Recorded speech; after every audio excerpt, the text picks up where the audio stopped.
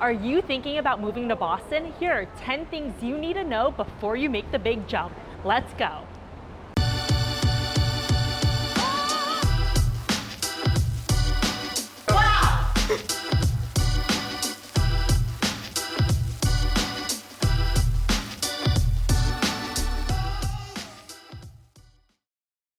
My name is Lisa, and this is the Living in Boston channel, where I show you what it's truly like to live in this city. I'm a local realtor, and if you're looking to move, let's chat. My email and phone number are down below on the screen and in the description. Now let's get to it. 10 things you should know before you move to the city. Number 1 is diverse neighborhoods.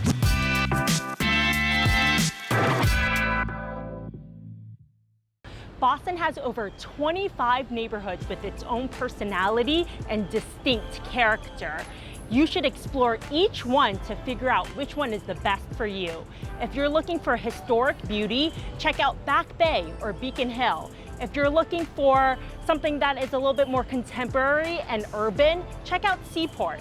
And if you're looking for something a little bit more residential and quiet, check out Charlestown. Explore different neighborhoods is a must to find your perfect fit. Number 2 is weather. If you live in Boston, make sure you layer up because the winters tend to be really snowy and the summers tend to be hot. But you know what they say about the weather in Boston. If you don't like it, just wait 5 minutes because it can change that quickly. Number 3 is traffic.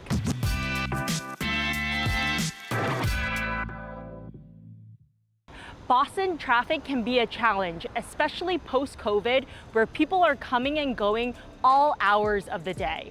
93 South is notorious for being backed up. If you are driving, make sure you have alternate routes in mind or consider using public transportation. Number 4 is public transportation. Boston and Cambridge are serviced by the subway line called the T. The different lines are labeled by color, so we have the red, the orange, green, blue, and silver lines. But be careful because each line also has sublines that branch out. So when you're looking and taking the T, make sure you identify the color, but also the stop on the car itself. Number 5 is parking.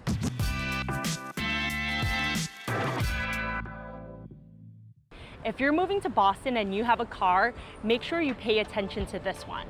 You're able to park on the street for free as long as you have a resident parking sticker. In order to get the sticker, you have to make sure that you're a resident of Boston. How do you show that you're a resident of Boston? You can have a lease or a contract or a utility bill. Once you have any of those documents, you apply at City Hall. Once you get that sticker, put it on your car and you can park in the designated areas for your neighborhood. Number 6 is the housing market is competitive.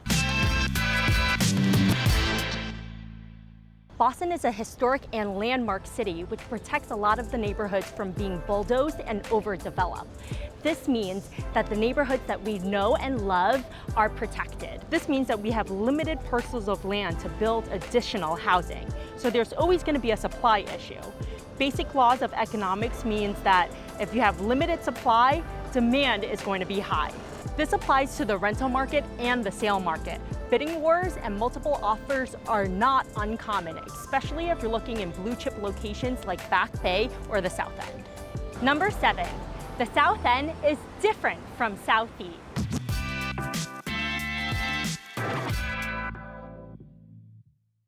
Despite the two similar names, the South End is different from Southie, which is a nickname for South Boston. Despite being next to each other, which makes things even a little bit more confusing, the two neighborhoods are very distinct and have its own personality. In the South End, you can find tree-lined streets and historic brownstones. In Southie, the majority of houses are characterized as triple-deckers. Housing for the South End is one of the most expensive in the city. So the demographic tends to skew towards families and older professionals that are later in their careers. The demographic for Southie tends to skew towards younger, more recent college grads that are taking advantage of the nightlife. While they share similar names, they're very different. Number 8, Boston is an extremely walkable city.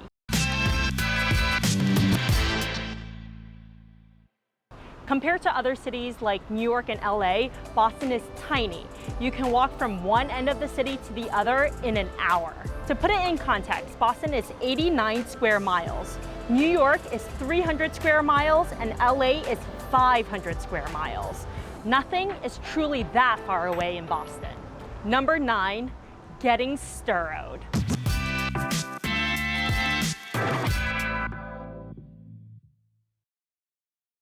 Storrowed Drive is a major roadway that runs along the Charles River.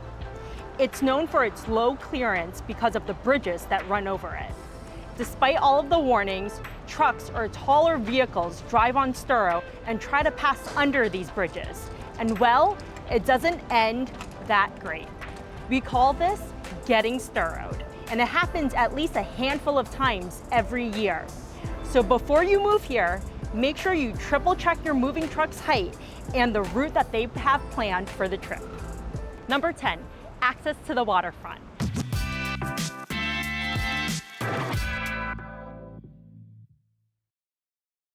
Access to the water is one of the most amazing things about Boston.